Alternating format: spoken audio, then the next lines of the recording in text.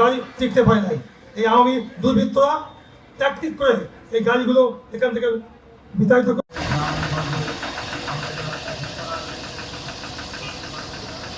উনি ভালোবাসেন, ওনার পিতার কথা জানতাম, উনি শিক্ষক ছিলেন। ওই দিয়ে ঢুকবে মনে ভিতরে।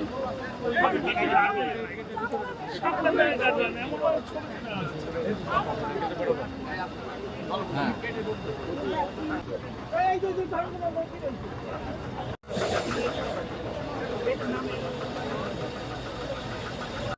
ফরিদুল ইসলাম বাবলু ভাইকে যে দেশ দ্বিতীয়বারের মতো স্বাধীনতা অর্জন করার পর থেকে কন্টিনিউ আমার সাথে যোগাযোগ করে, শুধু পরিবহন সেক্টর না, আমাদের বিভিন্ন স্কুল, মাদ্রাসা, এতিমখানা, রাস্তাঘাট কিভাবে উন্নয়ন করা যায়, কিভাবে অনুদান ঢাকায় থেকে তদবির করে আনা যায়, সে ব্যাপারে কন্টিনিউ বাবলু ভাই আমার সাথে যোগাযোগ রেখেছেন এবং উনি ওনার কাজ করে আজকে দেখা হয়ে দিয়েছেন।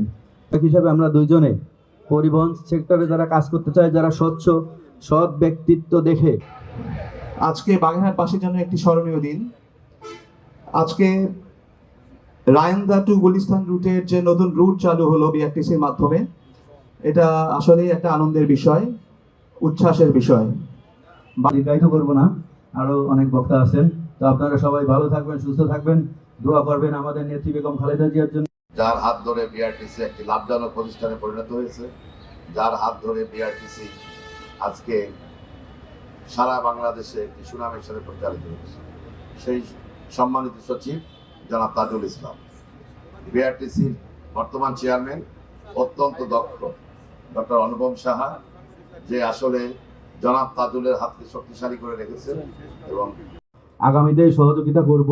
আর যে রুটটি চালু হচ্ছে শরণখোলা হয়ে মোড়েলগঞ্জ থেকে, পরিবহনের মালিকদের সাথে দুর্ব্যবহার, সাথে সাথে অনিয়ম। স্টেজটা স্থাপন করা হয়েছে হযরত খান জাহান আলী মাজারের সামনে, ওনার পবিত্র ভূমি। এই পবিত্র ভূমিতে এবং যে শুভক্ষণ এবং শুভ লগ্নে যে শুরু হচ্ছে এই যাত্রা, বিআরটিসির একটা নব রুট।